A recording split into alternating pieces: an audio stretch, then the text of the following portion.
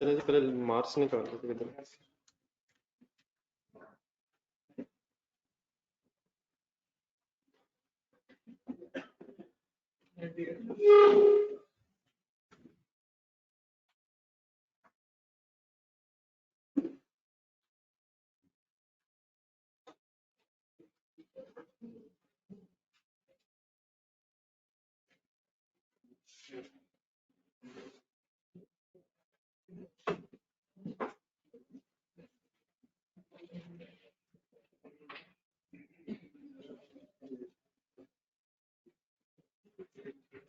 ये page number 98 की तरह निकालें मार्क्स लिमिटेड।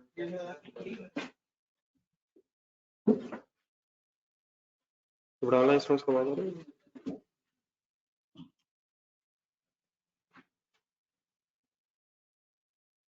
पहले जरा 2-3 फिगर्स मुझे जरा ढूंढ लो।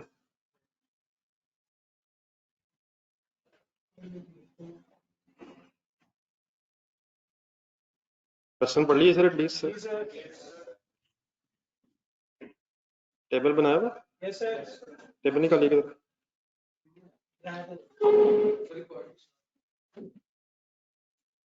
थोड़ा सा बना लीजिएगा जब मैं कहूँगा, या फिर पेज नंबर 100 पे रखना सामने अगर टेबल नहीं बनाना। सही है, रिक्वायर्ड तो नहीं था।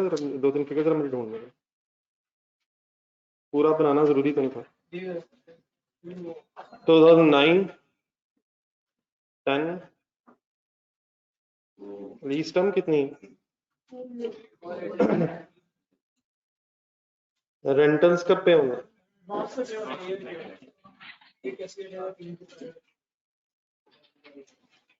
डेप्रिसिएशन कैसे चार्ज होंगे? उसकी क्या वजह? परचेज ऑप्शन या ओनरशिप होने का जिक्र नहीं।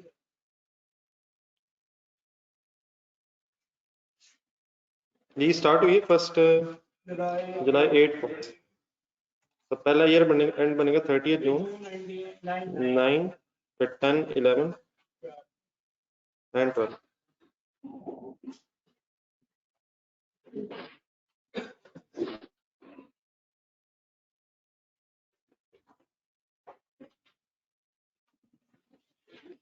अपने रेस्पेक्टिव ईयर्स का इंटरेस्ट एक्सपेंस बताना। अरे एक दो बात मेरी सुन लो, फिर बाकी अगर आपका क्वेश्चन है जरा डिस्कस करते हैं।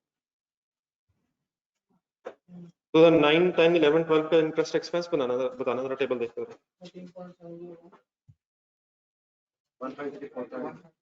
किस साल का है ये? नहीं सर जी 10 का नहीं है। एक्सपेंस एक्सपेंस एक्सपेंस 153 451 9 का एक्सपेंस पे इसमें स्टार्ट में होना, नेट 10 के स्टार्ट एक्सपेंस 9 का 10 108 711 11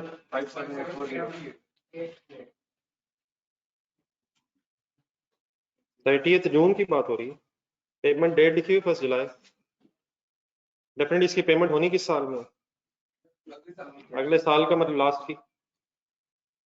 किस साल में होनी लास्ट वाली? 12 में, 12 के शुरू में। तो 12 का इंटरेस्ट कितना? 12 का एक्सपेंस नहीं है ये तो ठीक है सर। डेप्रिसिएशन बताओ। Total of the lease term and useful life 4 lakh each।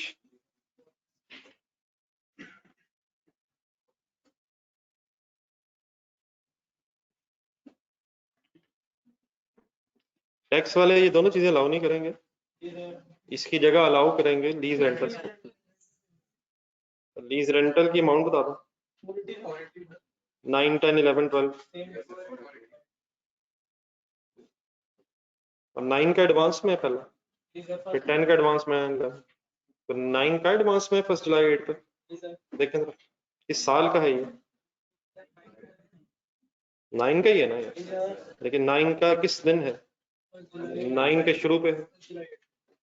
10 का 10 के शुरू में है। 11 ईयर एंड का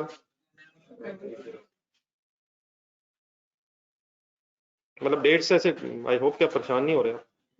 आखिरी रेंटल की डेट बताएं क्या, किस साल का है ये? 12 साल का है एडवांस में। लेकिन जिन लोगों ने थोड़ी सी भी एफर्ट की, मेरा ख्याल है करंट टैक्स तक की तो कोई खास जरूरत नहीं है। इंटरेस्ट एक्सपेंस ऐड हो गया, डेप्रिसिएशन ऐड हो गई, अकाउंटिंग प्रॉफिट दिया हुआ पहले साल का, तो करंट टैक्स की तो कंफ्यूजन नहीं है सर।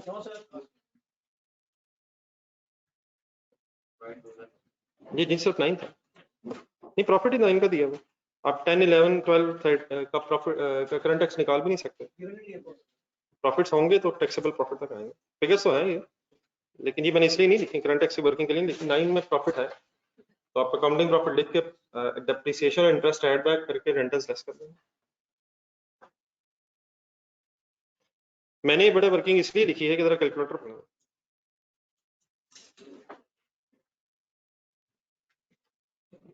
ये इंटरेस्ट जो मैंने लिखे हैं 3, इनका जरा सम बता। तीनों इंटरेस्ट का प्लस कीजिएगा।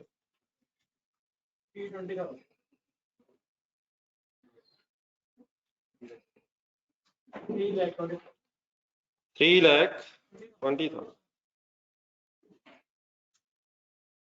डेप्रिसिएशन तो स्ट्रेट ही है, 4 × 4 16 लाख। और रेंटल्स का अगर सम करें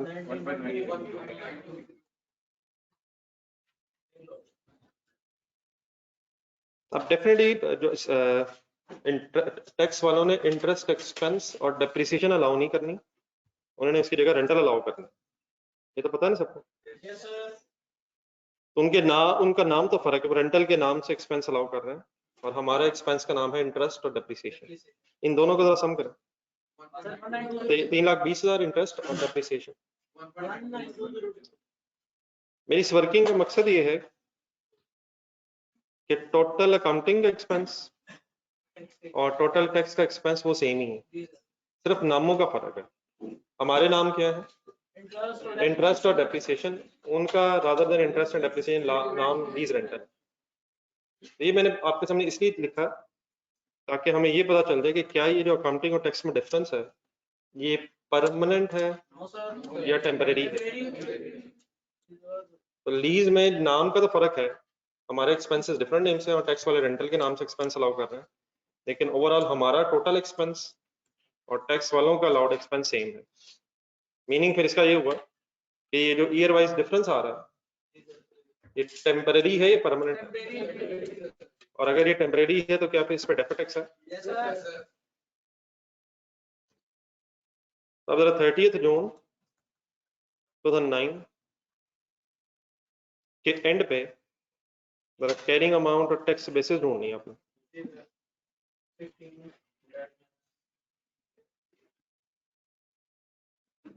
पहली एंट्रीज भाई होप के शुरू वाली तो लिखी होंगी, 3-4 तो लीज वाली तो होगी, तो एंट्रीज देखें जरा।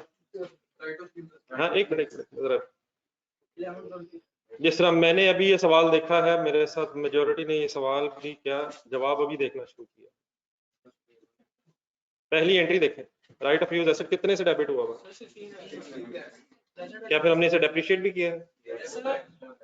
क्या राइट ऑफ यूज एसेट हमारी स्टेटमेंट ऑफ फाइनेंशियल पोजीशन में नजर आएगा? कितने पे? 12 लाख हो जाएगा मेरा, 16 लाख माइनस 4 लाख, तो 12 lakh will be called as carrying amount.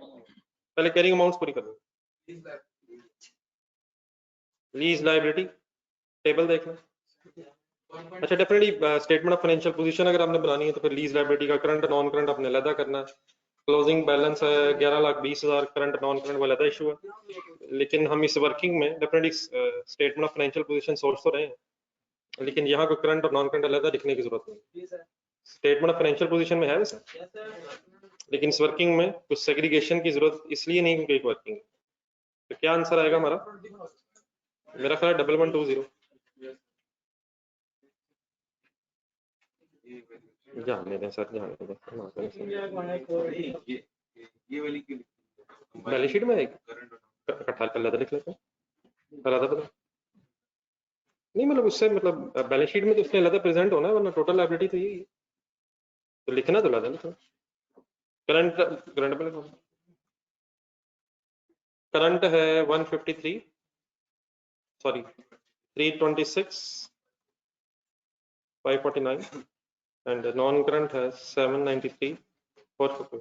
तो लगा लिखा जा सकता है, मतलब इसमें कोई ऐसा नहीं कि जरूरी है, लेकिन यहाँ पे ऐसा कुछ सेग्रीगेशन की जरूरत नहीं, टोटल लाइबिलिटी नहीं अल्टीमेटली, लेकिन बैलेंस शीट में भी टोटल लाइबिलिटी आ रही है, लेकिन वो प्रेजेंटेशन में करंट नॉन करंट लाइबिलिटीज में डिवाइड हुई है, तो अलग करके लिखना है या इकट्ठा लिखना है, तो उसमें कोई ऐसा यहाँ इशू नहीं। जी एक चीज और भी है सर, इंटरेस्ट पेएबल यहाँ क्यों आएगा?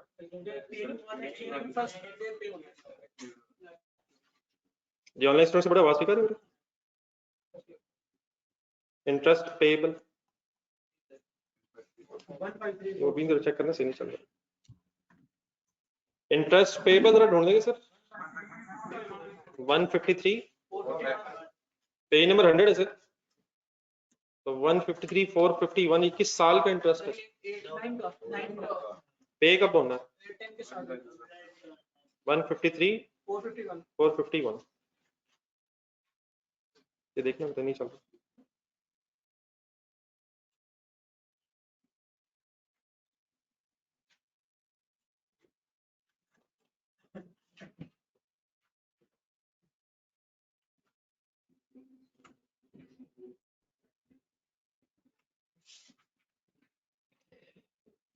जी सर, अब मैंने जो ऊपर आपके सामने भी वर्किंग की थी, काउंटिंग एक्सपेंस और इंटरेस्ट एक्सपेंस का सम सेम ही है, ईयर वाइज डिफरेंस है।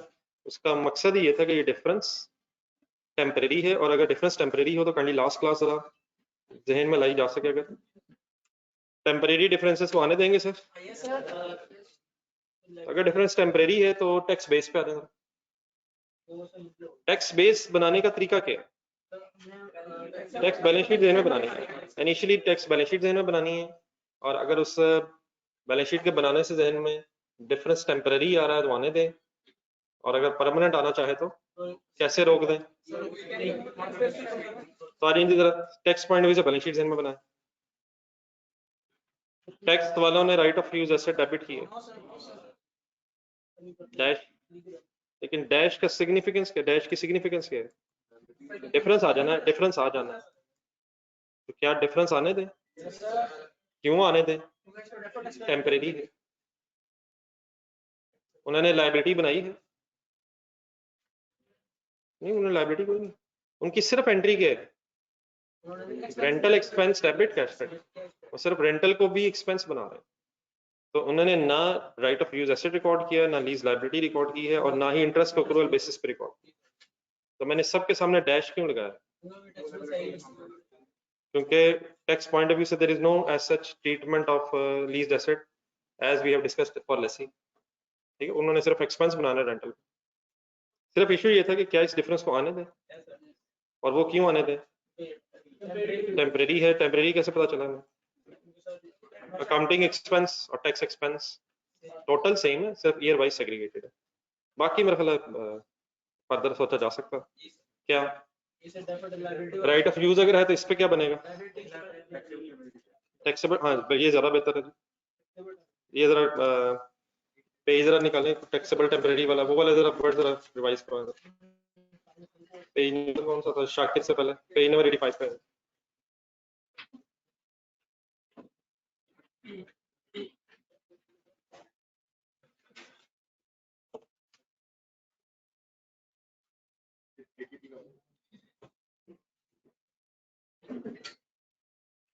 जी सर, डेफिनेट टैक्स एसेट बनना है, लायबिलिटी बननी है?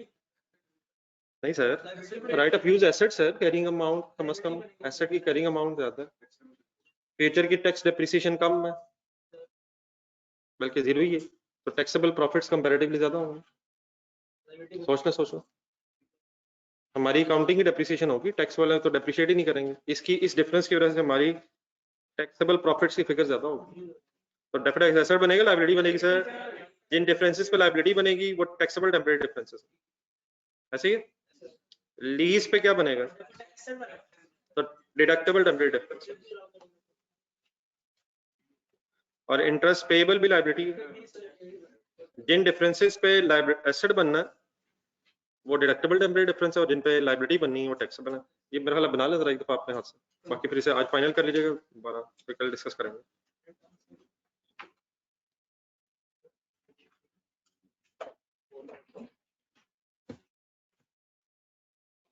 डेफिनेट टैक्स की वर्किंग हम उसमें पास नोट कर लीजिएगा।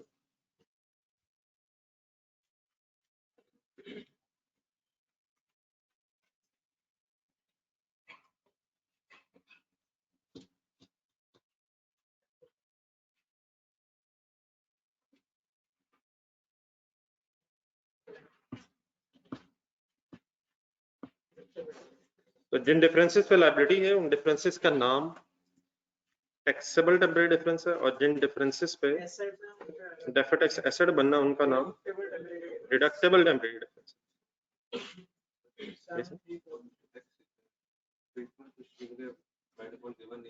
मसलन मसलन मसलन कहाँ की बनी है? अगर टैक्स ट्रीटमेंट्स गिवन नहीं है तो आपने वो पेज सेकंड पेज ध्यान में लाना, ट्रीटमेंट गिवन है तो अकॉर्डिंगली करना। जी नोट करना है अपने, अगर कर लिए तो बता दो।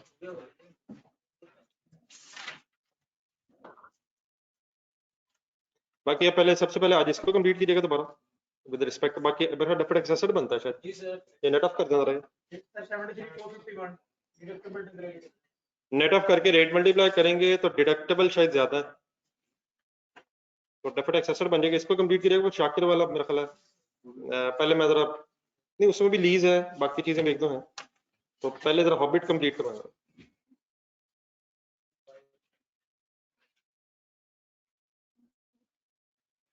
शाकिर से पहले हॉबिट जो चल रहा था उस पर आ जाएंगे। पढ़ा है वैसे शाकिर? जो है पढ़ा है किसने? उसमें भी लीज है, तो काइंडली लीज की डिस्कशन के बाद कम से कम लीज फाइनल कर दीजिएगा। बाकी काफी सारी चीजें ऐसी हैं जो मेरी तरफ से भी रहती हैं। किसका? हाँ जी फर्स्ट ईयर है, 2009 फर्स्ट ईयर बिजनेस है, तो डेफिनेट टैक्स लायबिलिटी का ब्रॉट डाउन नहीं है, तो जो एक्सपेंस है सॉरी जो क्लोजिंग है वही फॉर द ईयर। जैसे हमने करंट टैक्स की वर्किंग कर ली थी ये, speed up page number 87।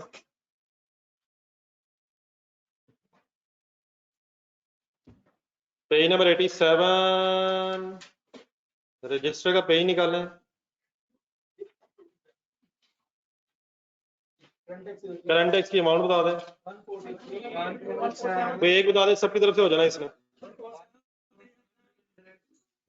Double entry बोलते हैं करंट टैक्स की।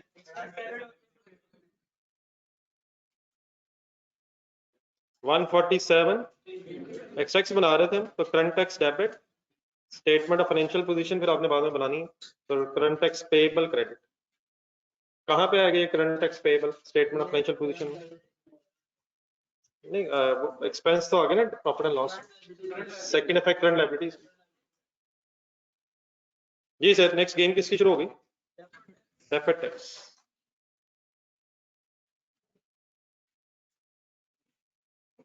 अपने रजिस्टर में कर ली क्वेश्चन नंबर 1 जो एक दो दिन पहले किया था, उसके आंसर निकालना जरा।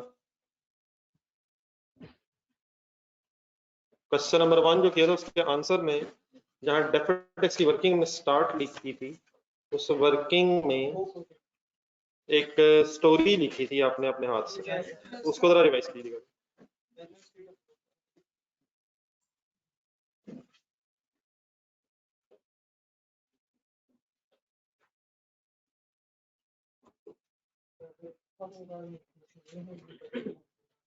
एक है प्रॉफिट्स को कंपेयर करके डेफिनेट टैक्स निकालना, और एक है कैरिंग अमाउंट और टैक्स बेसिस को कंपेयर करके डिफरेंसेस की बेस पे क्लोजिंग बैलेंस निकाल के ओपनिंग से कंपेयर करके फॉर द ईयर निकालना, जिस तरह शायद आपने ये मार्क्स वगैरह में या शाकिर वगैरह में देखा होगा। प्रेफरेबली क्या है? कैरिंग अमाउंट और टैक्स बेसिस। तो प्रॉफिट्स को कब कंपेयर करना? जब या तो एग्जामिनर ने कहा हो कि प्रॉफिट्स की बेस पे करें, या फिर डाटा ऑफ कैरिंग अमाउंट और टैक्स बेस ना हो, वरना बाय डिफॉल्ट क्या है। तो आए जरा मेरे साथ क्वेश्चन पढ़, नजर आता देखें कि क्या कैरिंग अमाउंट और टैक्स बेसिस की इंफॉर्मेशन है।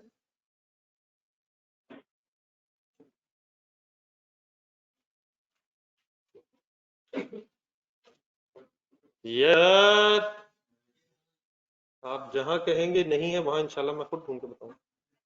तो सबसे पहले तो प्रॉफिट की कैरिंग अमाउंट ढूंढना है। सर यार गेम खत्म होने लगी है सर आज 12 की। अगर आपने कंसंट्रेट ना किया तो कहानी खत्म हो गई। ये प्रॉफिट की बहस नहीं है सर। पॉइंट 1 से शुरू करें सर। अच्छा ये कुछ एडजस्टमेंट्स हो चुकी हैं, अब कंसंट्रेट कीजिएगा दोबारा। ये क्वेश्चन में तो लिखा ये नजर आ रहा है, लेकिन आपने अपने रजिस्टर में बहुत कुछ लिखा हुआ, तो मेरी बात पूरी तरह ध्यान से सुनिएगा। पॉइंट 1 से ऑनवर्ड चलना शुरू कर रहा हूँ। दोबारा पढ़ लें, साथ रजिस्टर खोल के रखिएगा, आपको जरूरत पड़नी कहीं की चीजों। क्या हमने पॉइंट 1 में लाइबिलिटी बनाई है?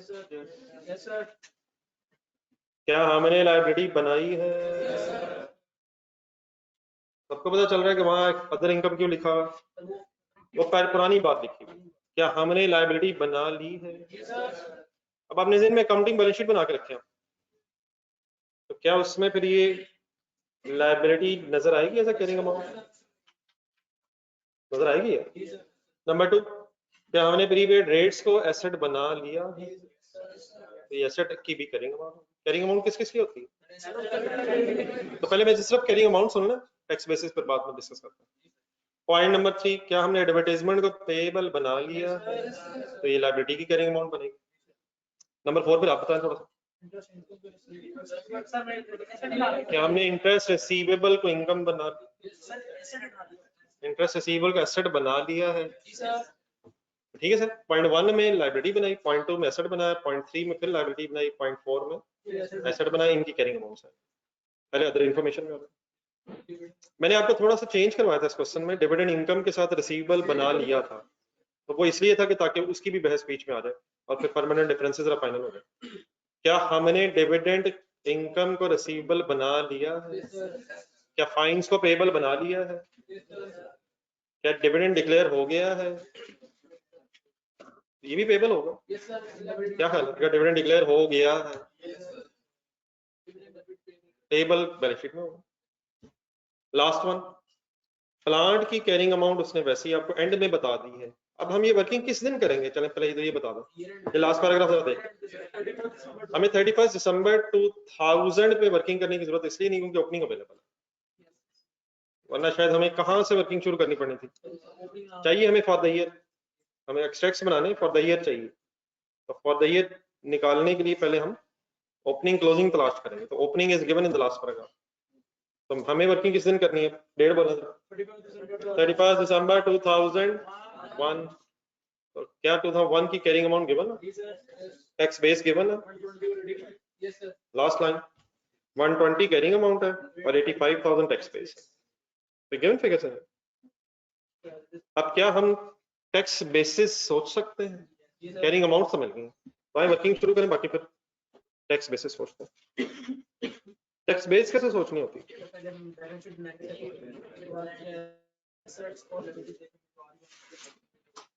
अभी तक मैंने जितनी बातें की हैं पिछले 20-25 मिनट से, मेजॉरिटी का ओपिनियन ये है मेरी इन बातों से कि सब यूजलेस है, इनका हमारे से कोई कंसर्न नहीं, ये हमें तंग किया जा रहा है। क्या आज हम इसलिए आए हैं इतने दिनों बाद? क्या आज हम इसलिए आए हैं कि हमें तंग किया जाए? एक वर्किंग स्टार्ट करेगा, डेफर टैक्स आएगा।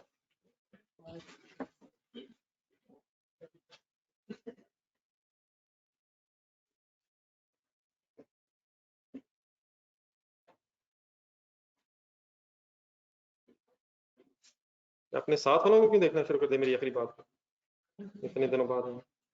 आप जिसको भी देखेंगे वाइस वर्सा ये निगाहें आप पे भी आ रही हैं।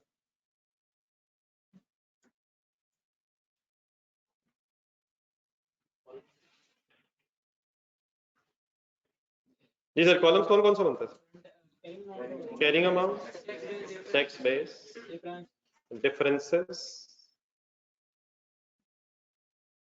और डिफरेंसेस के बाद अब किसी फर्दर कॉलम की जरूरत नहीं है। फिर डिफरेंसेस में देख लेंगे टैक्सेबल कौन से हैं, डिडक्टेबल कौन से हैं, फिर उन्हें नेट ऑफ करके सोचेंगे क्या बनता है। काइंडली अब क्वेश्चन आपने सामने रखना दोबारा, और एक एक बात सुनने वाली है, सुन सुन के फाइनल करने वाली। Point number 1, rent received in advance, unearned rent, unearned rent.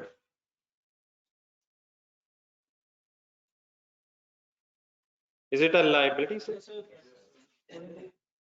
Is it a liability, sir? अब डेफिनेटली बड़े एक हम वर्किंग करें। ऑफ कोर्स अगर आप statement of financial position extract बना रहे हो तो फिर definitely you have to decide about ये करंट लायबिलिटी है या नॉन करंट है, बल्कि एक्सट्रैक्ट्स बनाने अपने भी रिक्वायरमेंट। तो इस वक्त इस वर्किंग में और डेफिनेटली पहले एसेट्स आने चाहिए, तो एक छोटी लायबिलिटी का सोचना चाहिए, लेकिन डेफिनेटली इस वर्किंग में वो सारी प्रेजेंटेशन नहीं, लेकिन सोचना बस क्या है कि बैलेंस शीट में क्या क्या आ रहा है। तो इस वक्त वो सारी फॉर्मेलिटीज की जरूरत नहीं है। ऑफ कोर्स अगर आपने एक्सट्रैक्ट्स बनाने हो तो फिर हेडिंग्स के साथ होने चाहिए, ठीक है। तो ये यहाँ रैंडमली एसेट्स और लायबिलिटीज आ सकते हैं इस वर्किंग।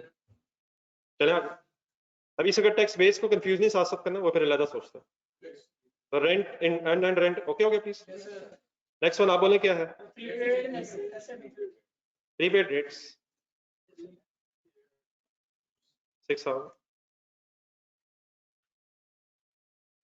जी, ठीक है। डेफिनेटली इसे एडवांस रेंट कहा जा सकता है, अनअर्न्ड रेंट, लेकिन एडवांस रेंट रिसीव्ड है ये।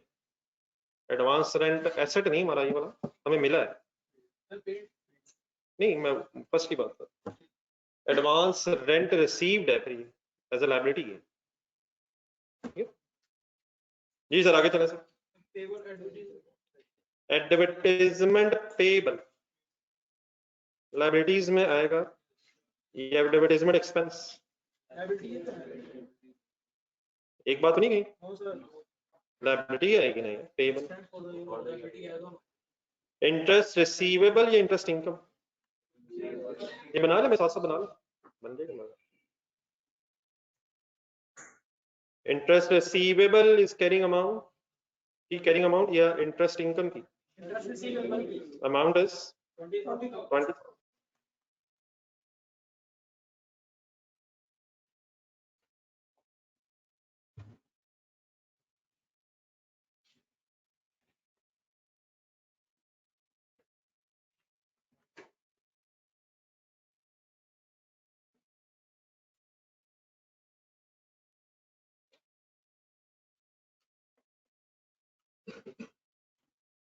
जी आगे चले सर। डिविडेंड इनकम या डिविडेंड रिसीवेबल 30,000। आगे बोलो। Fines payable 9,000।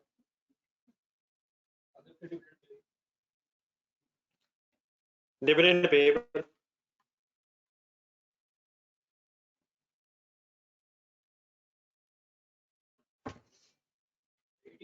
80,000। और फाइनली एंड में प्लांट ढूंढना,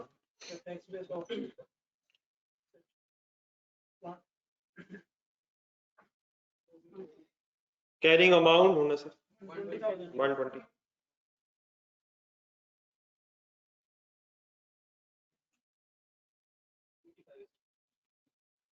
जी ठीक है बड़ा वाला इसमें।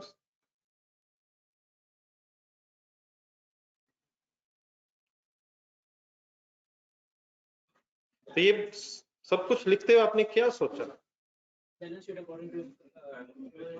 अपने सारे पॉइंट्स को कैसे सोचा है आपने, अपने जहन में क्या रखा है, और उसमें अगर फिगर्स आ रही हैं तो आपने लिखनी है। अब बिल्कुल इसी तरह से जब आप मेरे टैक्स बेसिस की वर्किंग करवाएंगे तो इनिशियली पहले क्या जहन में रखेंगे, टैक्स बैलेंस शीट, लेकिन साथ साथ बस ये सोच रहेंगे कि डिफरेंस अगर आ रहा है तो वो टेम्पररी आ रहा है परमानेंट। ठीक है सर, तो रेडी है सर। अब पूरा सवाल एक एक बात ध्यान से सुनने वाली दोबारा है, पॉइंट 1 से शुरू होता है। क्या बन गया अब ध्यान में, एक टैक्स बैलेंस शीट बना लें, पढ़े पॉइंट 1।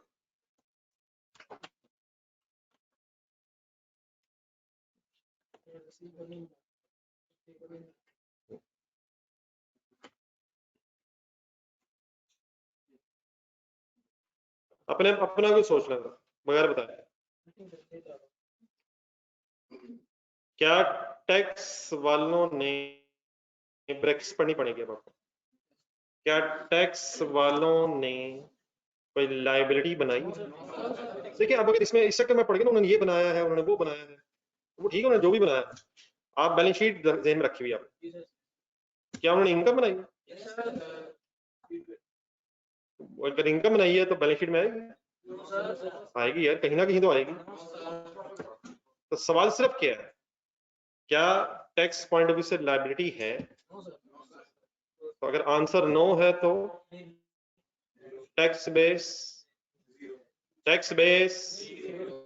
अगर जीरो रख ली तो डिफरेंस आ जाना। आप ना लिखिएगा आराम से, बाद में तसल्ली से लिखिएगा। टैक्स बेस जीरो की रखी, टैक्स वालों ने लायबिलिटी नहीं बनाई, जीरो लिखिए। लेकिन जीरो लिखने से एक डिफरेंस आ गया। अब सोचना ये कि कहीं ये डिफरेंस परमानेंट तो नहीं है, क्योंकि अगर परमानेंट फिर क्या करना है, टैक्स बेस बराबर कर देंगे, डिफरेंस आ। अब एक मिनट के यहाँ रुक के देख लेते हैं कि क्या डिफरेंस टेम्परेरी तो नहीं है? टेम्परेरी है, परमानेंट है, ये कैसे पता चलेगा? दोबारा पॉइंट 1 पढ़ के, क्या टैक्स वालों ने इनकम बना ली है? क्या हम भी बना लेंगे? उन्होंने पहले बनाई, हमने पहले बना ली है, हम कब बनाएंगे? जब पैसे रिसीव हो जाएंगे। क्या पैसे रिसीव हो गए हुए? कहाँ कहाँ रिसीव लिखा हुआ है, एडवांस नहीं, रिसीव भी लिखा। तो क्या रिसीव बेसिस पे हमने फिलहाल लाइब्रेरी बनाई है? टैक्स वालों ने, उन्होंने इनकम बना ली, हम कब बना लेंगे? जब भरना हो जाएगा। तो क्या डिफरेंस आने दें? तो तरीका समझ आ गया। पहले क्या ज़हन बनाए, बैलेंस शीट, और अकॉर्डिंगली जो फिगर आ रही है पहले लिख लें। फिर अगर डिफरेंस आ जाए तो फाइनली क्या सोचना कि क्या टेम्पररी आ रहा है, परमानेंट आ रहा है। सबको पता चल गया, हम बना लेंगे। क्या बना लेंगे? उन्होंने क्या बना लिया है। बाकी फिर अब डिफरेंस पे बनना क्या, वो मेरे ख्याल एंड में फाइनल डिसीजन रखते हैं। जी सर। हाँ जी, हाँ जी। क्या हमने भी बैंक डेबिट किया होगा? तो उसमें तो कोई डिफरेंस नहीं। डिफरेंस कहाँ है? लायबिलिटी बनाने में और इनकम बनाने में। डन हो गया पॉइंट नंबर 2 से। बाकी ये डिफरेंस पे बनना क्या है, ये फिर मेरा ख्याल है टैक्सेबल है, डिडक्टेबल है, ये फिर एक अलग बहस रख लेते हैं। जी सर। सेकंड, क्या हमने एसेट बना लिया है? तो कैरिंग अमाउंट आ गई सर। पूरा पॉइंट पढ़े, ब्रैकेट के अंदर जाएं, अपना अपना ओपिनियन सोचें, डिडक्टेबल टैक्सेबल वर्ड ज़हन में रखें। क्या टैक्स वालों ने भी एसेट बना लिया? क्या उन्होंने जो बनाया है वो बैलेंस शीट में होता है? क्या टैक्स बेस जीरो है? किस चीज की tax base zero? Prepaid rates की टैक्स बेस क्यों जीरो? उन्होंने क्या डेबिट की बजाय क्या डेबिट किया? आपको कैसे पता चला उन्होंने एक्सपेंस डेबिट किया? आप ब्रैकेट में गए हैं सर। डिडक्टेबल क्या मतलब, क्या चीज डिडक्टेबल होती है? तो उन्होंने क्या नहीं बनाया, क्या बनाया? उन्होंने एसेट नहीं बनाया, वैसे तो बात यहाँ खत्म हो गई हुई है। उन्होंने जो एक्सपेंस बनाया, तो एसेट उन्होंने नहीं बनाया, क्या हमने बनाया है? डिफरेंस आ जाना है, आने दें। दोबारा पॉइंट 2 पढ़े। क्या हम भी एक्सपेंस बना लेंगे? किसने बना लिया, कौन बना लेगा? टैक्स वालों ने इस साल बना लिया है, हम अगले साल, यहाँ तो डेट भी लिखी गई, हम 2002 में इस एक्सपेंस बना, फिलहाल ये प्रीपेड है, हम भी एक्सपेंस बना लेंगे। क्या डिफरेंस टेम्पररी है? क्या डिफरेंस आने दें? क्या डिफरेंस आ रहा है? हमने बनाया एसेट, उन्होंने नहीं बनाया एसेट। पहले पॉइंट देखें, हमने बनाई लाइब्रेरी और उन्होंने नहीं बनाई लाइब्रेरी। उन्होंने जो चीजें बनाई उनकी टैक्स बेस नहीं होती। सब ओके सर? एनी कंफ्यूजन जी ऑनलाइन स्टूडेंट्स पहले 2 में?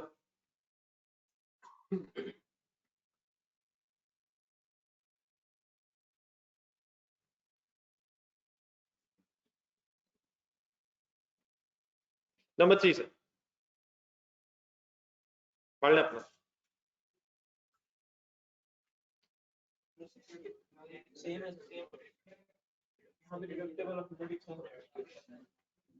क्या पैसे चले गए? पॉइंट 3, क्या पैसे चले गए हैं? कहाँ लिखा नहीं गए? पेबल। क्या पैसे ना जाने के बावजूद हमने एक्सपेंस डेबिट किया है? तो हमने क्या एंट्री की? ब्रैकेट में जा। क्या पैसे ना जाने के बावजूद टैक्स वालों ने एक्सपेंस डेबिट किया है? कहाँ की है सर? नहीं किया, नहीं मानी। क्या वो भी इसी साल डिडक्टेबल कर रहे हैं सर? क्या चीज डिडक्टेबल होती है? क्या उन्होंने भी एक्सपेंस रिकॉर्ड किया है? तो उनका कैश चला गया होगा ना? क्या ये कंफर्म है कि ये पेएबल है? तो हमने एक्सपेंस रिकॉर्ड किया है, तो सेकंड इफेक्ट क्या है हमारा? पेएबल। तो क्या उन्होंने एक्सपेंस रिकॉर्ड किया है? तो उन्होंने फिर डबल एंट्री कैसे पूरी की है? क्या टैक्स पॉइंट ऑफ व्यू से सोचा जाए तो पेएबल आ रहा होगा? और नहीं आ रहा होगा यार, वो जाने दें यार, क्यों आ रहा होगा? क्या उन्होंने एक्सपेंस रिकॉर्ड किए दोनों ने, और पैसे गए नहीं? तो ये कौन सा तरीका है एक्सपेंस रिकॉर्ड करने का अगर पैसे नहीं गए? Accrual basis. अक्रूवल बेसिस में फिर क्या एंट्री होती है? एक्सपेंस डेबिट एंड एक और एंगल से जरा सोचें इसी पॉइंट नंबर 3 को दोबारा जरा एक सेकंड फिर पढ़ें इसे और से देखें। क्या अकाउंटिंग और टैक्स में डिफरेंस है? परमानेंट है या टेम्परेरी है? डिफरेंस ही नहीं है तो परमानेंट टेम्परेरी कहां से आ गया? क्या डिफरेंस है इस ट्रीटमेंट में? क्या यहाँ जीरो होना चाहिए? बोर्ड पे देखा जरा, कहाँ? तो यहाँ जीरो कब होता है? जब या तो carrying out tax base same ही हो, ट्रीटमेंट सेम हो, और या परमानेंट डिफरेंस हो। क्या डिफरेंस जीरो होना चाहिए?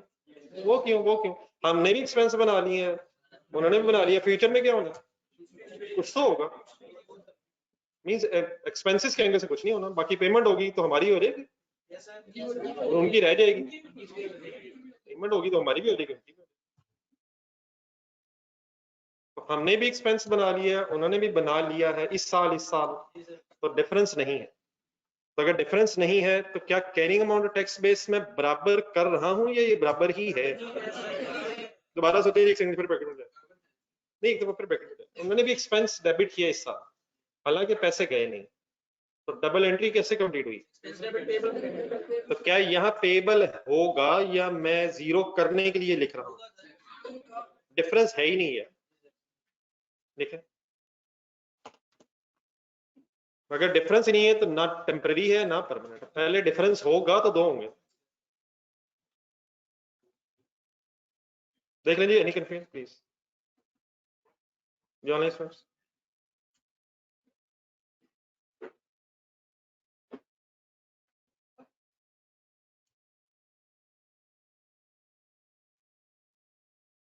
नंबर 4 क्यों है? ये सारी स्टोरी आप जरा सोचें जरा, नंबर 4 पढ़ते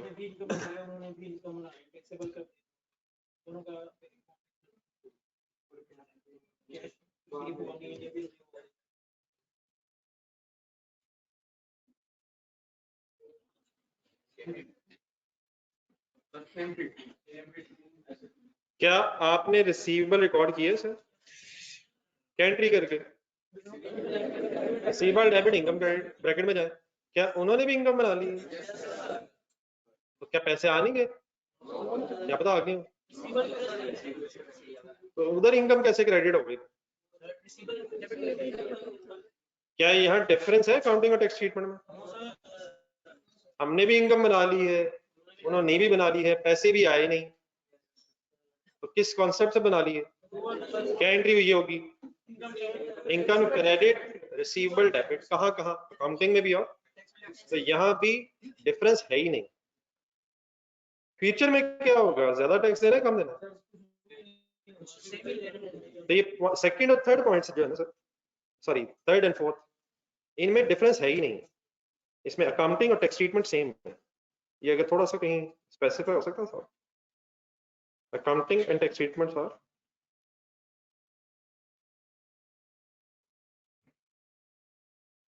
accounting and tax treatments are same. ये अकाउंटिंग और टैक्सेबल प्रॉफिट्स और कैरिंग और टैक्स कैरिंग अमाउंट और टैक्स बेस में फर्क कब होता है? मसलन दोबारा करंट टैक्स की वर्किंग देखें अपनी करंट टैक्स की अगर आप वर्किंग देखेंगे तो उसमें किसी एडवर्टाइजमेंट और इंटरेस्ट का जिक्र ही नहीं है। देखें करंट टैक्स की करंट टैक्स की वर्किंग कहाँ गई कल परसों मैंने लिखी तो थी, कहाँ गई गुम गई।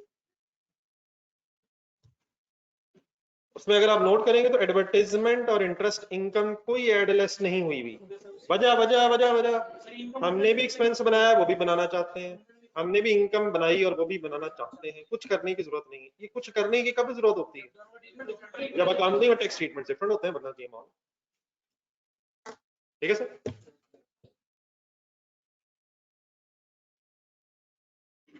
ये चलेंगे आगे, अभी बात रहती है।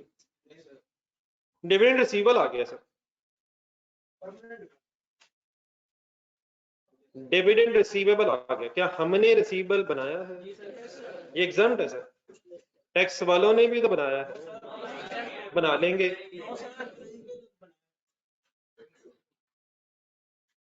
जी देयर पेज नंबर 85 देखा सर। एग्जाम्प्ट इनकम्स और इनएडमिसिबल एक्सपेंसेस की क्या स्टोरी है सर? यकीनन सर जी, ये दोनों अगर इकट्ठा कर लिया जाए, देखिए जरा रिसीवेबल्स आगे फाइन्स पेएबल भी, तो फाइन्स पेएबल भी इनएडमिसिबल एक्सपेंस है। ना उन्होंने डिविडेंड को इनकम बनाना, ना बनाया है ना बनाना है। अगली लाइन, ना फाइन्स को एक्सपेंस बनाया है ना बनाना है। तो असूलों तो यहाँ होना चाहिए जीरो टैक्स बेसिस। देखें board, no payable no receivable, असूलन तो ये होना चाहिए। लेकिन इससे क्या होगा? डिफरेंस आ जाएगा, और वो डिफरेंस कौन सा वाला आ जाएगा? परमानेंट आ जाएगा। और परमानेंट पे क्या नहीं है? Deferred tax. तो ऐसी बात में फिर हम परेशान होंगे, उसको काटते फिरेंगे या इसको छोड़ते फिरेंगे। तो उसका फिर तरीका क्या है? असूलन कैरिंग तो सॉरी असूलन टैक्स बेस जीरो होनी चाहिए, लेकिन जीरो करने से क्या होगा? डिफरेंस आ जाएगा परमानेंट। तो उसको अब रोकना है। अब यहाँ हम रोकने लगे। क्यों रोकने लगे? क्योंकि इन पे डेफर्ड टैक्स नहीं है। तो कैसे रोक देंगे? कैरिंग अमाउंट और टैक्स बेस सेम कर रहा हूं, यह है सेम कर रहा हूं। क्यों कर रहा हूं? क्योंकि डिफरेंस परमानेंट है। इन दोनों को लिखें और हाईलाइट करके लिखें, परमानेंट डिफरेंसेस।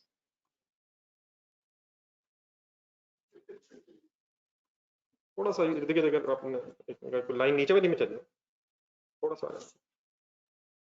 एक्सप्लेन हो जाए तो बेहतर। परमानेंट डिफरेंस है, देयरफॉर मैंने क्या किया? Carrying amount is equal tax base.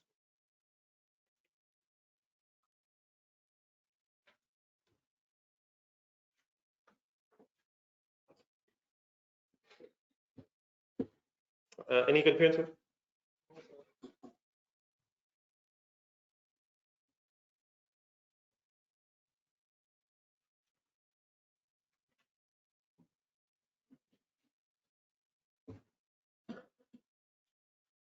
ये बेटा ऑनलाइन स्टूडेंट्स क्लब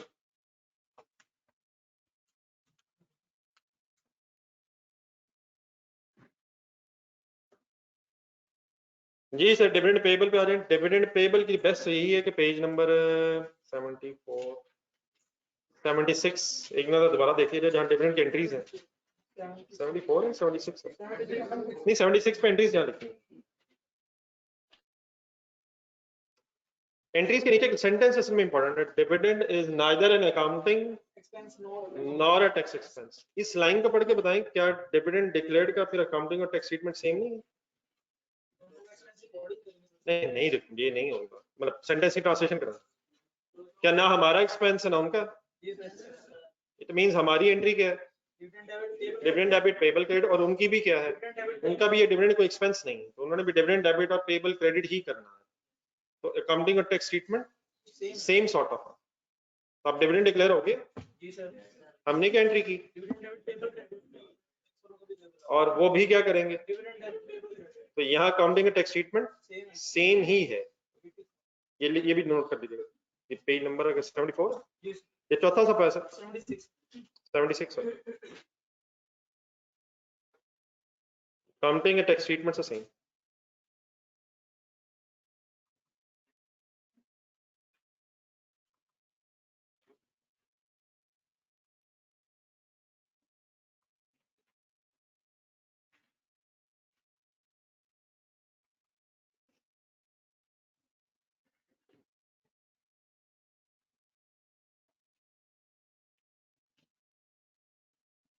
ठीक है, तो मैंने यहाँ कैरिंग अमाउंट एक्सप्रेस बराबर की है या T20 सेम? T20 इसको मेरा तो है जरूरत पड़ता, डिविडेंड की एंट्री तो याद है यार, क्या रिटेन्ड अर्निंग्स का अफेक्ट करेगा और पेबल में, तो पेबल लायबिलिटीज में आएगा। लास्ट वन, प्लांट की कैरिंग अमाउंट के साथ साथ टैक्स बेस भी गिवन है 85 और डिफरेंस है 35,000 का डिफरेंस इकट्ठे हो जाएगा।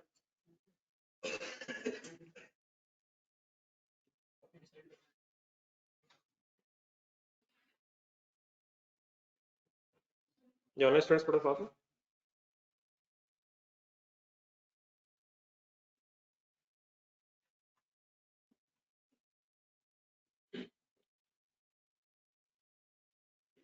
जी सर, फाइनली अब जहाँ जहाँ डिफरेंस आ गए, क्या ये टेम्परेरी आए हैं? क्या ये डिफरेंसेस हमने आने दिए हैं, ये टेम्परेरी हैं सर? अब temporary difference of page number 85 सामने रखना था, एक बार फिर फाइनल कर दीजिएगा।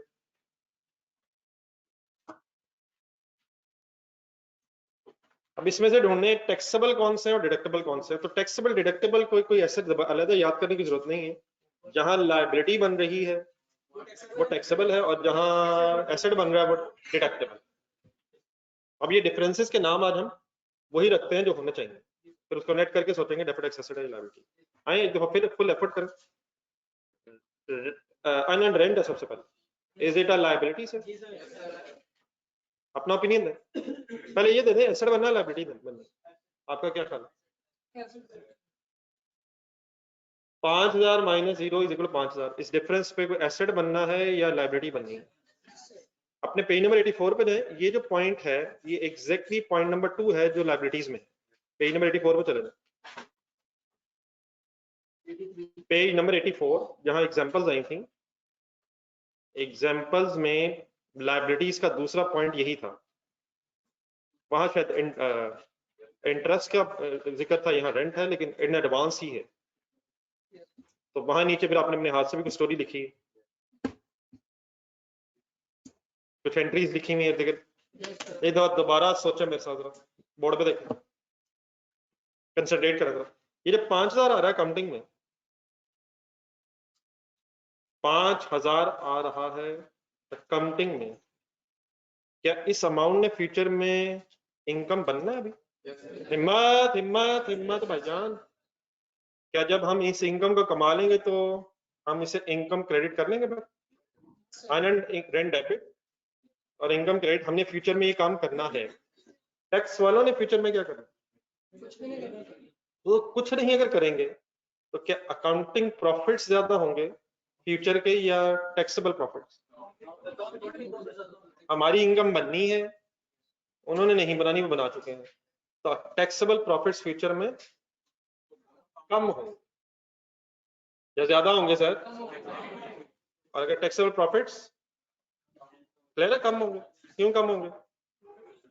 क्योंकि अब उन्होंने इनकम नहीं बनानी, हमने बनानी, हमारे प्रॉफिट ज्यादा होंगे काउंटिंग के, उनके टैक्सेबल प्रॉफिट्स कम होंगे, देयरफॉर क्या होगा? टैक्स सेविंग होगी। टैक्सेबल प्रॉफिट्स अगर कम होंगे तो ज्यादा टैक्स देना पड़ेगा, कम टैक्स देना पड़ेगा तो टैक्स सेविंग होगी, it results into deferred tax asset, वहां भी है यहाँ पे। अगर डेफर्ड टैक्स एसेट बनना है तो डिफरेंस का नाम क्या है? Deductible temporary difference. नहीं बनी बात? बाकी रट्टे की जरूरत नहीं है सर जी, रट्टा तो ठीक है, चलो लगा ही लेंगे, वो तो नजर आई तरह। प्लीज क्या इस 5,000 ने कंसंट्रेट करो, 5,000 ने कंपनी इनकम बनना है? फ्यूचर की बात हो रही है, पास्ट की बात हो रही है? फ्यूचर में कैसे इनकम बनना है? टैक्स में भी बनना है, तो इनकम बनना है तो अकाउंटिंग प्रॉफिट ज्यादा हो जाएंगे, टैक्सेबल कम क्यों होंगे? क्योंकि उन्हें इनकम नहीं बनाना है। करंट टैक्स की वर्किंग में करें, वो क्या होती है?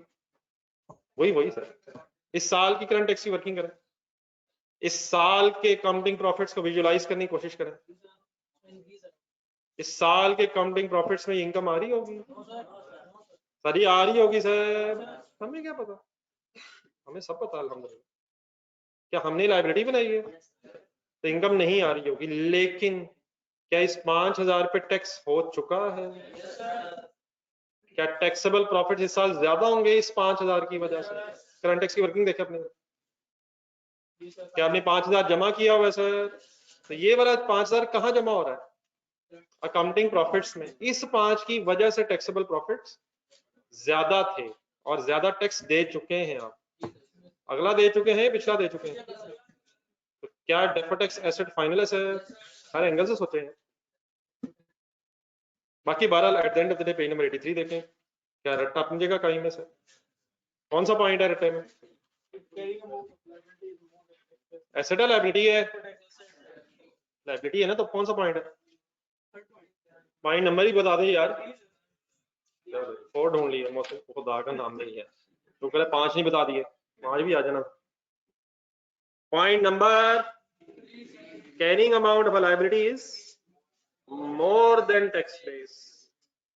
वहां तो लिखा डेफर्ड टैक्स लायबिलिटी एसेट बनना है, मैंने डीटीटी लिख दिए, नहीं इसका कोई दूसरा नाम नहीं, खुदा के लिए ये भी जरूर ना कीजिए।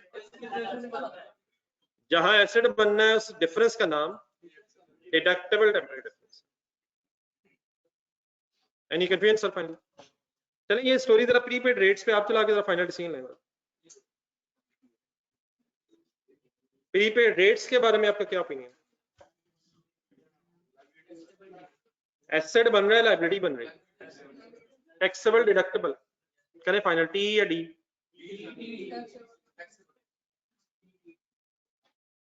वजह एसेट की कैरिंग अमाउंट उसकी टैक्स बेस से ज्यादा, नहीं ये तो चले ठीक है।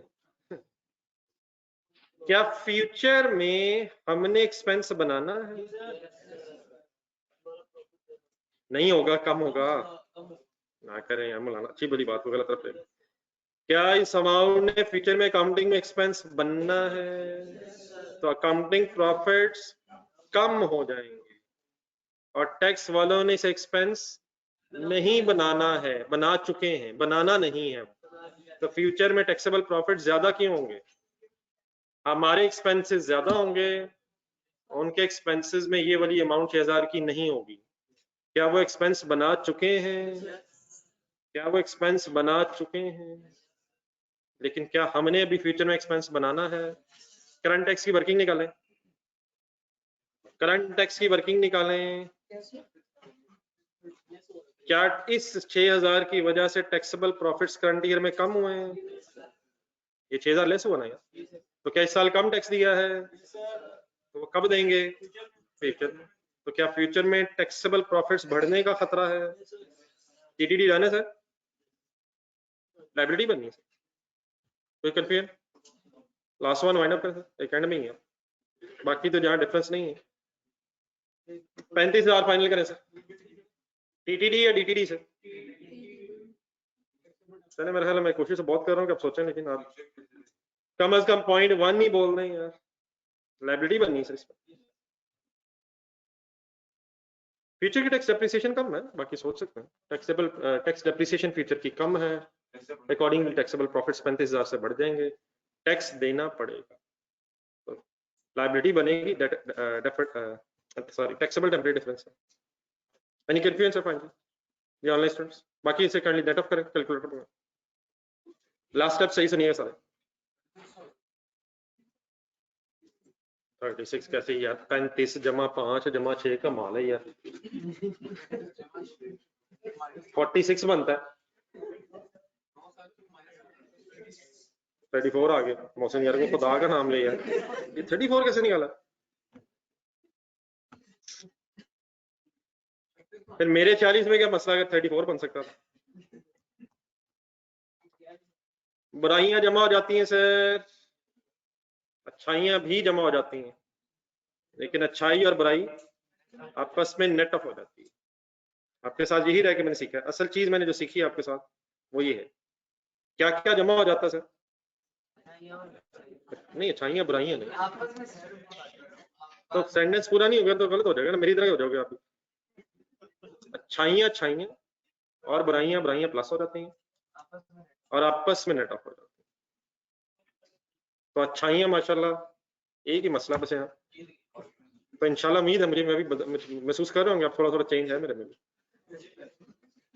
लेकिन अल्हम्दुलिल्लाह मेजोरिटी में चेंज आ चुका है, बल्कि मेजोरिटी क्या मेरे अलावा बस बात की जाए, एक्सेप्शन रहेगी एक सर, नहीं तब्दीली आ चुकी है सर। जी डियर, डिफरेंस है नेट बता दें।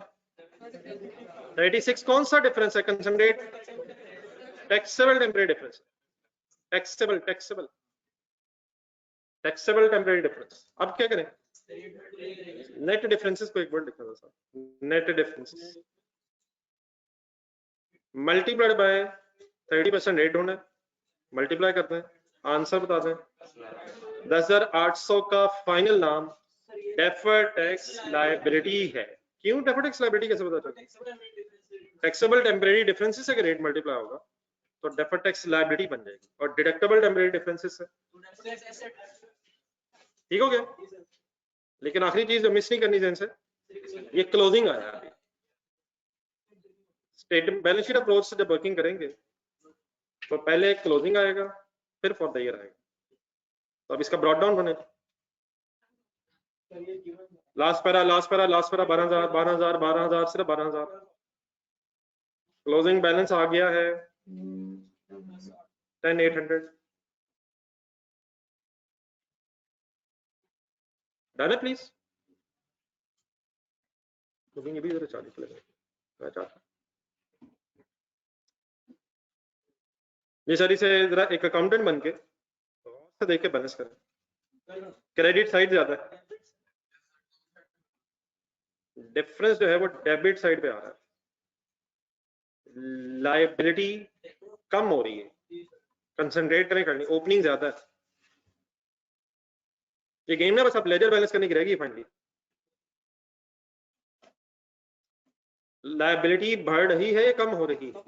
कितने से कम हो रही? 10,800 हो गई है, कितने से कम होके? एंट्री कितने से करेंगे? डबल एंट्री बोले, लायबिलिटी डेबिट एक्सपेंस क्रेडिट।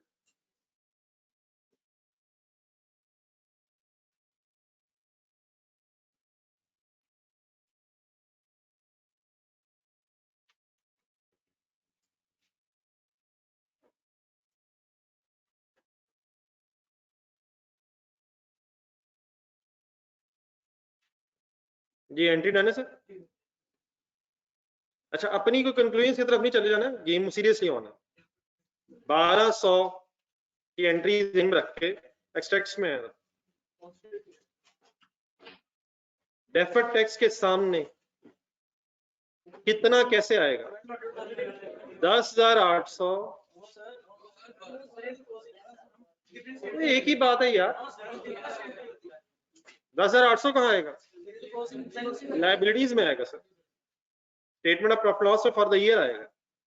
लेकिन 1200 जो है पॉजिटिव इन सेंस एक्सपेंस कम हो रहा है या ज्यादा हो रहा है, तो इसे नेट ऑफ हो जाना है। Done sir. बॉक्स बनाए 146 100।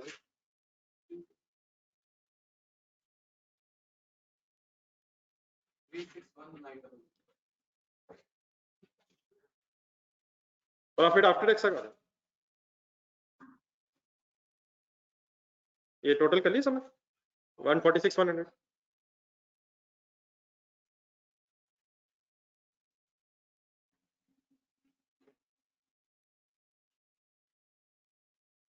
थ्री 61 9। ये ठीक है बेटा ऑनलाइन स्टूडेंट्स? वो बेटा ऐसे एक्सपेंस कम हो रहा है यार, ये क्लियर है एक्सपेंस कम हो रहा है? नहीं ये तो एक्सपेंस क्रेडिट हो रहा है ना, तो ऊपर 147 to 300 है, ये एक्सपेंस डेबिट हो रहा है। तो अब ये दोनों फिगर्स आपस में ऐड हो जाएंगी या नेट ऑफ हो जाएंगी? अब नेट ऑफ कैसे? एक्सपेंस है, एक्सपेंस डेबिट ब्रैकेट में आ गया और एक्सपेंस क्रेडिट नेट ऑफ हो जाएगा, वरना अगर इसे मैंने ब्रैकेट लगा दी तो ये दोनों ऐड हो जाएंगे। तो ये दोनों ऐड क्यों नहीं हो सकते? एक डेबिट एक क्रेडिट है, ये नेट ऑफ हो जाएगा। ये काम काफी देर पहले हो गया। हाँ डेफिनेटली 146 100 कैसे है? 146 100 कैसे है? ये अब डेफिनेट नेट ऑफ हुआ और इसके साथ मैंने ब्रैकेट क्यों लगाई है? क्योंकि डेबिट ज्यादा है, एक्सपेंस डेबिट ज्यादा है तो नेट डेबिट रह गया। ठीक है तो फाइनली आंसर आ गया 361 900। ठीक है यहाँ तक? अब अपनी कंक्लूजन कैंडी छोड़ दें, मेरे सामने कंक्लूजन आना शुरू हो गई सर, ये वो नहीं आ, ऐसे नहीं आ रहा है अकॉर्डिंग टू रिक्वायरमेंट। एक मिनट पहले दोबारा रिक्वायरमेंट देखिएगा। Requirement A according to question खत्म हो चुकी है। हमने क्या बनाना था, एक्सट्रैक्ट्स बनाने थे, वो हमने बना लिए हैं। लेकिन सर अब इसी क्वेश्चन से हमने बहुत कुछ एक्स्ट्रा सीखना है, ताकि इसके बाद फिर जब क्वेश्चन में प्रॉब्लम है तो वो कोई भी क्वेश्चन, तब जहां आपने वर्किंग की है उसके अगले पे आ जाए, जहां पे वर्किंग की हुई है उससे आगे आ जाए। एक हेडिंग लिखे आगे, डेफर्ड टैक्स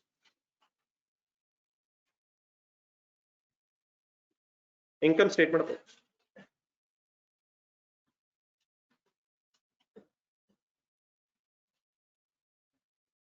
क्या हर सवाल में पहले हम कैरिंग अमाउंट और टैक्स बेसिस कंपेयर किया करेंगे और उसके बाद फिर हम इनकम स्टेटमेंट अप्रोच से वर्किंग शुरू कर दिया करेंगे? ऐसी कोई बात नहीं होने लगी। अकॉर्डिंग टू द रिक्वायरमेंट ये बात खत्म हो चुकी है। कैरिंग अमाउंट और टैक्स बेसिस की इन्फॉर्मेशन अवेलेबल है, तो आप statement of financial position carrying amount की बेसिस पे, टैक्स बेसिस की बेसिस पे वर्किंग कर चुके हैं, कर ली है। लेकिन अगर यहाँ प्रॉफिट्स की बेस पे वर्किंग करनी पड़ती तो वो कैसे होनी थी, ये डिस्कस करने लगा। क्या क्वेश्चन के मुताबिक ये काम कर रहा हूँ या क्वेश्चन की बात खत्म करके कहीं और जा रहा हूँ? अब इसी डेटा से हम कुछ एक्स्ट्रा चीजें सीखते हैं।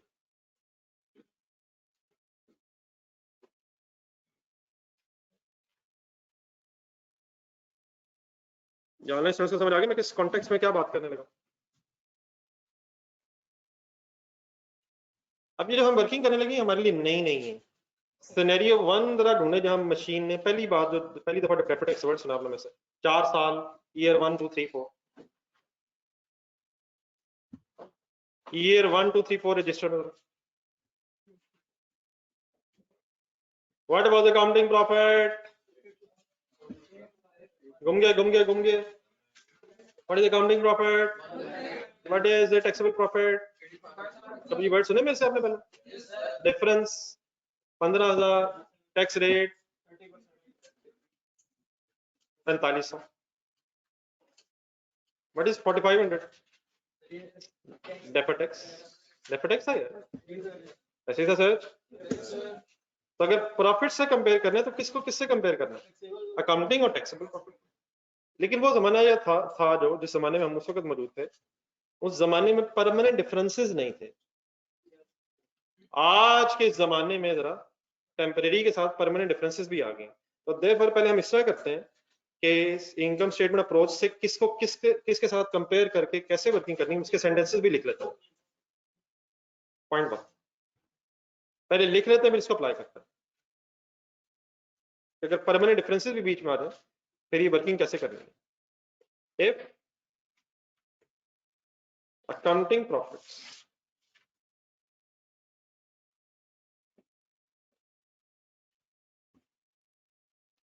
ये अकाउंटिंग प्रॉफिट किसे कहते हैं?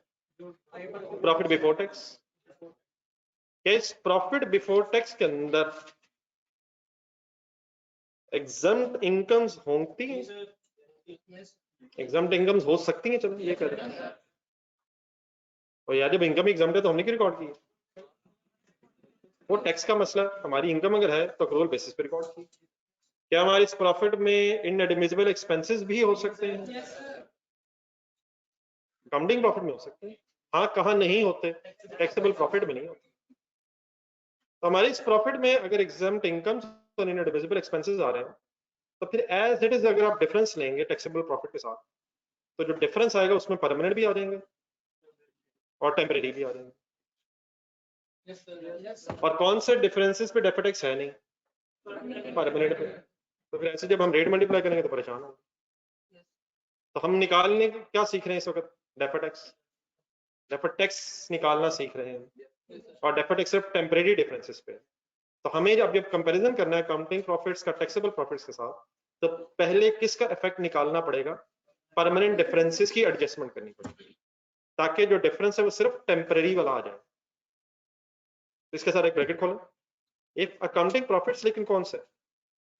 After adjustment of permanent differences.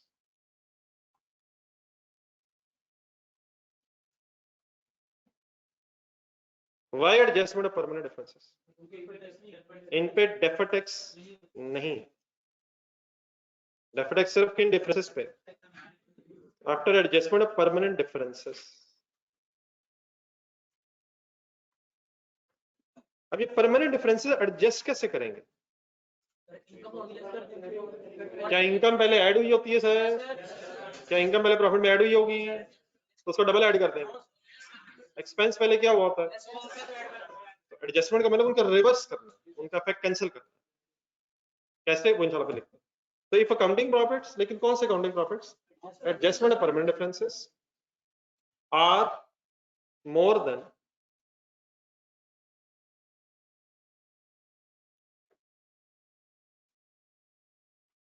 Taxable profits. तो इनका कंपैरिजन करेंगे टैक्सेबल प्रॉफिट्स के साथ, और अगर ये ज्यादा हुए, कौन से ज्यादा हुए, किससे ज्यादा हुए, तो then it will result into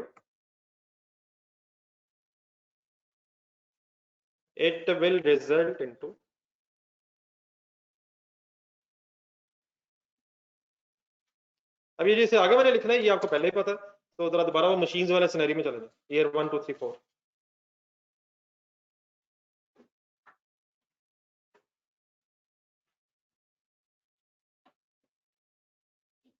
पहला साल देखें, पहला साल दूसरा साल देखें, सिर्फ पहला और दूसरा, कितने कितने प्रॉफिट्स नजर आ रहे हैं?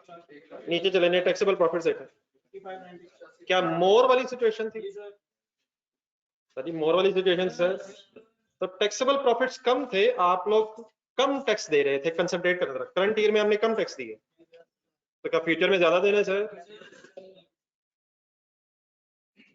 पहला साल देख लें, क्या 4500 की कोई एंट्री सुना सकता फाइनली 15,000 इनटू रेट करके एक्सपेंस डेबिट? और अब यहाँ जो चीज एक दफा दोबारा रिवाइज करने वाली वो ये है कि अगर आपने डिफरेंस से रेट मल्टीप्लाई किया है तो पहले फॉर द ईयर मिला है या क्लोजिंग मिला है?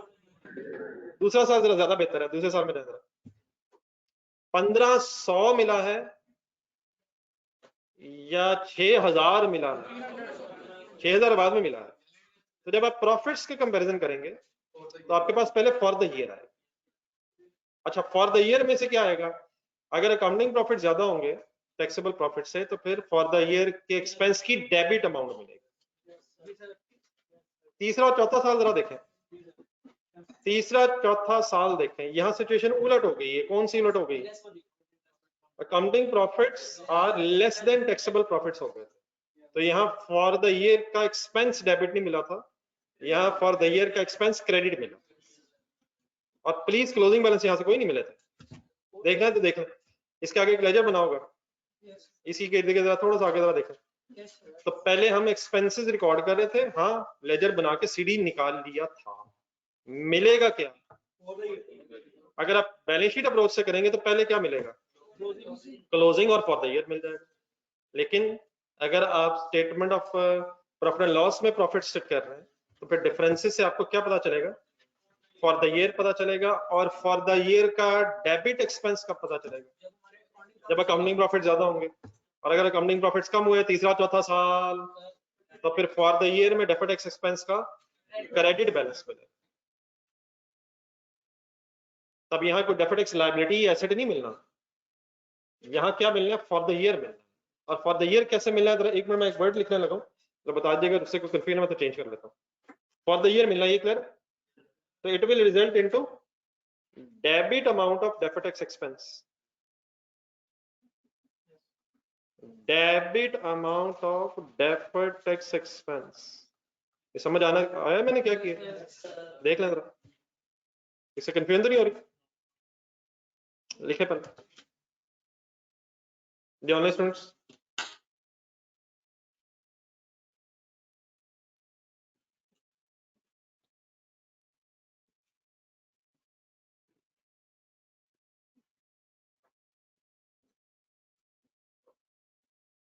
लेकिन क्या अगर एक्सपेंस डेबिट मिल जाए तो डबल एंट्री पूरी की जा सकती है।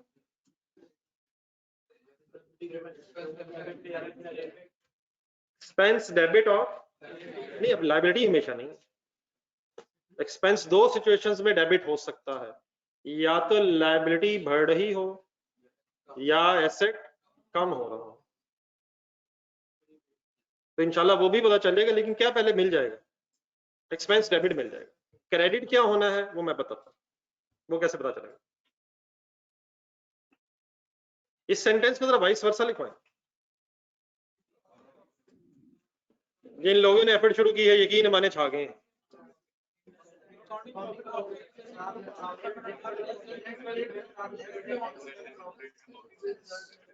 लिखे लिखे लिखे।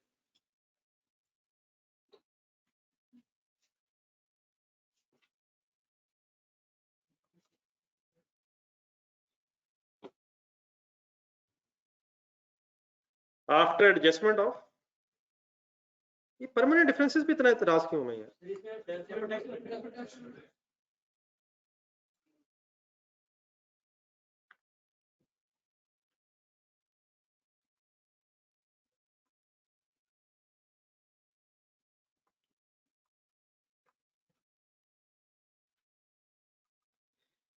It will result into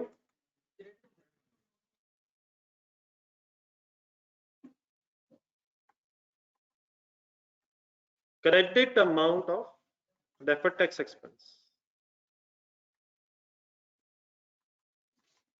It means हमें ये पता चलेगा कि deferred tax expense क्रेडिट हो, फिर ये कैसे पता चलेगा डेबिट कैसे हो, डेबिट क्या होना है, वो कोई इश्यू नहीं, वो 1 मिनट में पता चल जाना। पहले क्या मिलेगा बस ये क्लियर करना, एक्सपेंस की डेबिट या क्रेडिट रिस्पेक्टिवली अमाउंट मिल जाए। Any confusion? बाकी अब इसका करते हैं, ये जो आपने लिखा है इसको जरा अप्लाई कर लेते हैं इसी क्वेश्चन पे, और फिर फिगर्स की बेस पे जरा डिसाइड कर लेते हैं। रेडी? बता देंगे, लिखिए।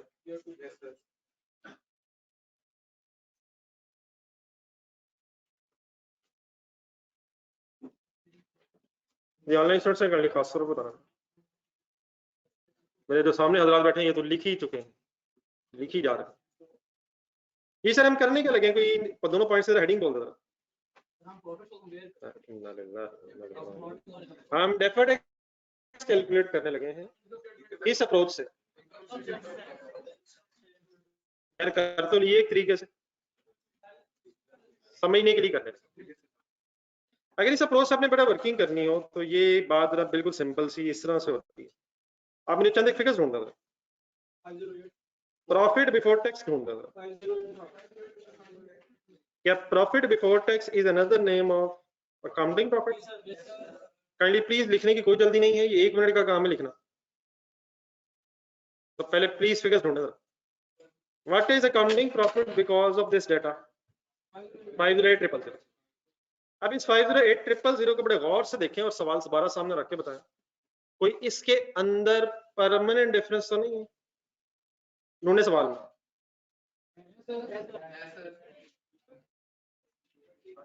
आप डेप्रिसिएशन की बात कर रहे हैं,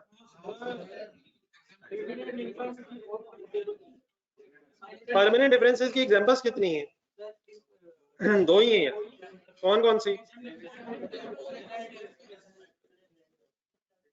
तो क्या इस प्रॉफिट के अंदर 30,000 का डिविडेंड आ रहा है?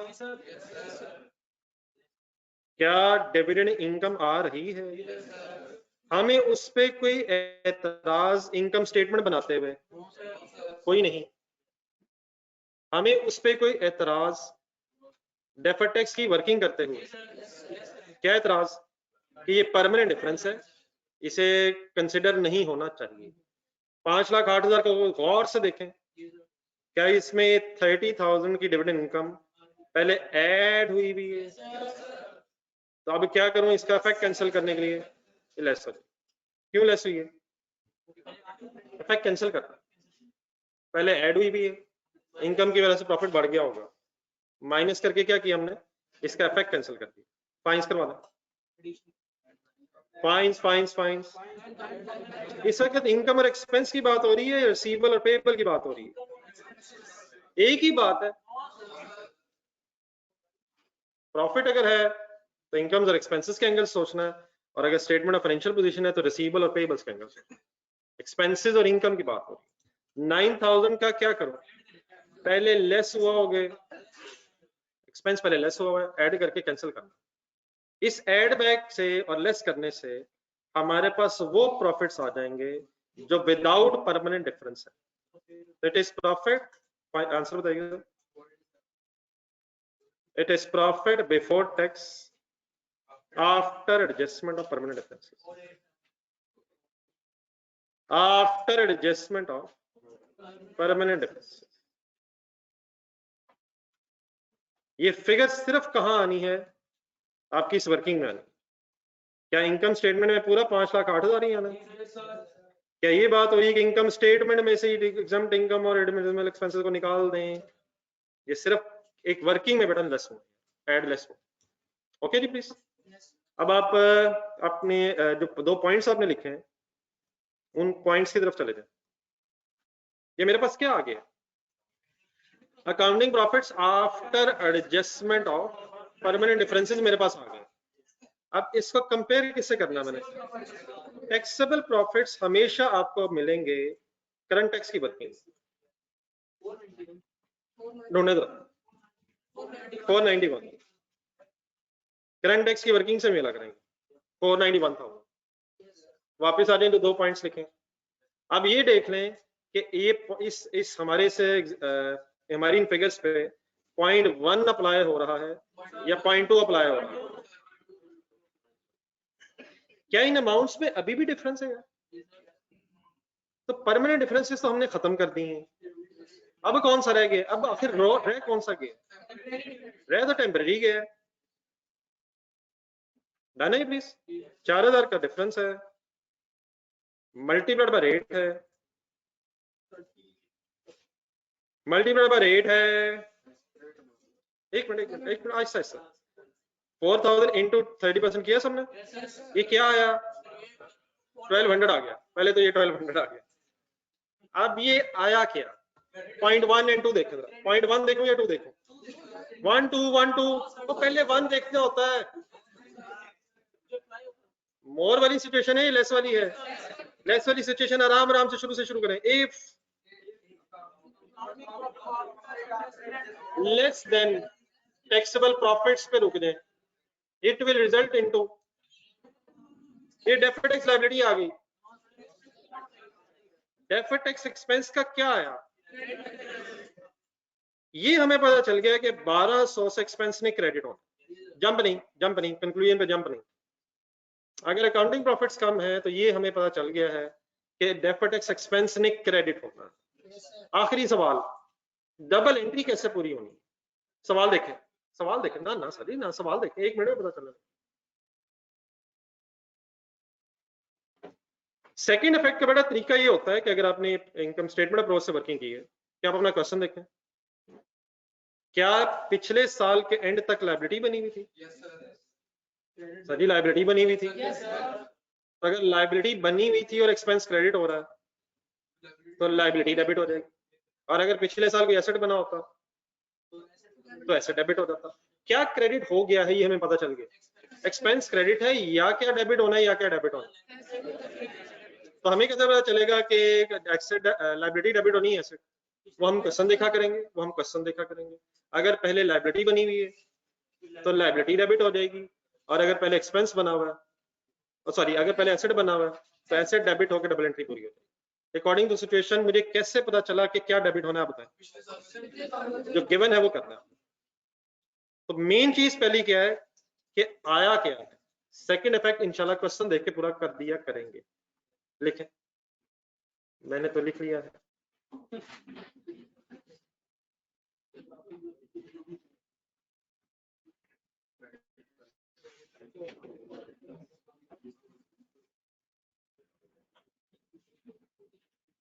क्वेश्चन देखते, क्वेश्चन का लास्ट पैराग्राफ देखे पता चला है कि लायबिलिटी डेबिट हुई।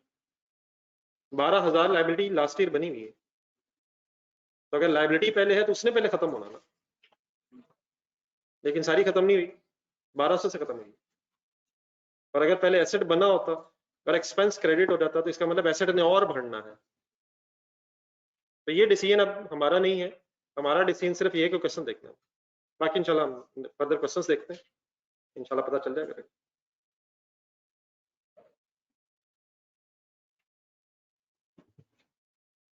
ये ऑनलाइन स्टूडेंट्स क्लियर हो गए?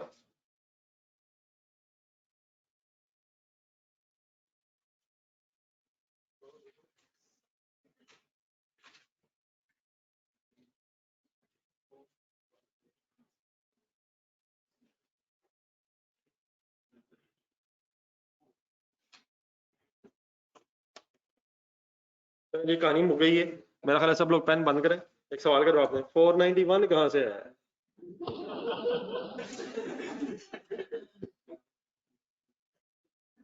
काइंडली को करंट टैक्स की वर्किंग में जाइएगा। ये 4,91,000 टैक्सेबल प्रॉफिट्स वहां से आए।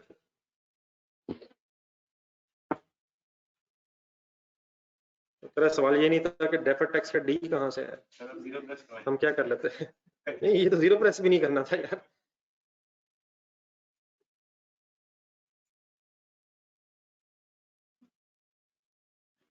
रिजल्ट कब आ रहा है जी? ये बच्चे क्या नहीं को डिसाइड आई को डेट 26 से 28 के दौरान आ रहा है, क्या बात है।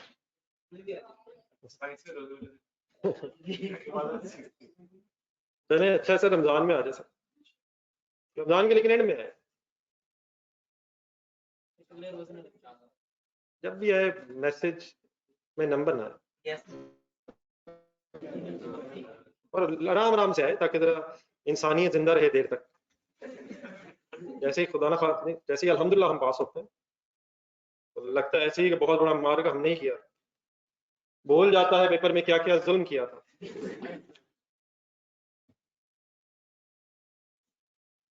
जी रे डन ना, लिख ले इसके बाद आ जाए इंशाल्लाह।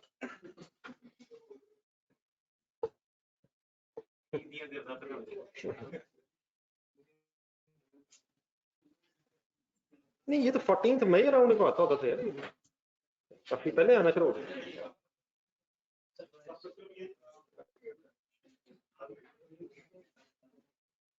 बच्चों के पेपर चेक करने आसान हो गए हैं। सबने ठीक किया होता, बस देख टिक लगाना। ये सर उठते उठते उठते बैठे रहिएगा, जरा 2 मिनट बात सुन के उठिएगा। रेडी नोट कर लिया? अगर फर्ज करें हमने स्टेटमेंट ऑफ फाइनेंशियल पोजीशन से वर्किंग ना की होती तो क्या हम इवन देन क्लोजिंग तक भी पहुंच सकते थे? देखिए ब्रॉड डाउन कहाँ है सवाल में, फॉर द ईयर एंट्री हमारे सामने है, पोस्ट कर नहीं डबल एंट्री बोल दो, लायबिलिटी डेबिट, तो क्या सीडी भी आ जाएगा? तो इट डजंट रियली मींस कि अगर हमने स्टेटमेंट ऑफ फाइनेंशियल पोजीशन से वर्किंग किया तो क्लोजिंग वहीं से आएगा। किसी भी एक अप्रोच से किया आपने तो आप अदरवाइज फिगर निकाल लेंगे, वहां पहले क्लोजिंग आया था, फॉर द ईयर आ गया, और यहाँ पहले क्या आया और फिर क्या आ गया, फॉर द ईयर आया है और बाद में क्लोजिंग। तो this is not as such कि हमें दोनों काम करने की जरूरत है, किसी एक तरीके से भी ये सब कुछ फाइनल हो जाएगा। ये बनाए जी लेते, बाकी किसी को पता चला डेफर्ड टैक्स एक्सपेंस हमारा वही आ गया है जो पहले आया था, लेकिन बहरहाल अभी कुछ बातें रह गई हैं। आपने, मैं कोई नया काम इसलिए नहीं दे रहा, सबसे पहले मार्क्स सब आप दोबारा फाइनल कर लेना आप लोगों ने, उसमें हो सकता है डेफर्ड टैक्स की वर्किंग आपने ना कंप्लीट की हो, उसे भी फाइनल करें। और शाकिर पे एक अच्छी एफर्ट आप दोबारा करें, उसमें अब लीज लाइबिलिटी वाला इशू खत्म हो गया, शायद बोरिंग कॉस्ट का इशू होगा, तो वो भी लेकिन अपनी तरफ से कोशिश कर लें। पेज नंबर 4 पे बात हुई भी, बोरिंग कॉस्ट का काउंटिंग और टैक्स ट्रीटमेंट क्या है, ट्राई जरूर आप अच्छे से कर लीजिए। बाकी इंशाल्लाह कल कोशिश करते हैं कि हर एंगल से बात खत्म। अल्लाह हाँ जी, जो क्वेश्चन दी अगर नहीं दिया होगा तो पहले हमने निकाल लिया होगा, तो फिर तो डैश ही होगा।